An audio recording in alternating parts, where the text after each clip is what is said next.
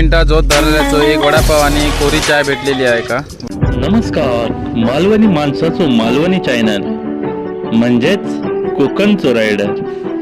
कोकणातील सुखद प्रवास, कोकणातील पारंपरिक रूढी परंपरा, कोकणातील रहस्यमय गुपिते, कोकण आणि भटकंती अशा आयुष्यातील कोकणचा प्रवास माझ्यासोबत नक्कीच पाहायचा असेल तर कोकणचा रायडर यूट्यूब चॅनल सबस्क्राईब करून ठेवा।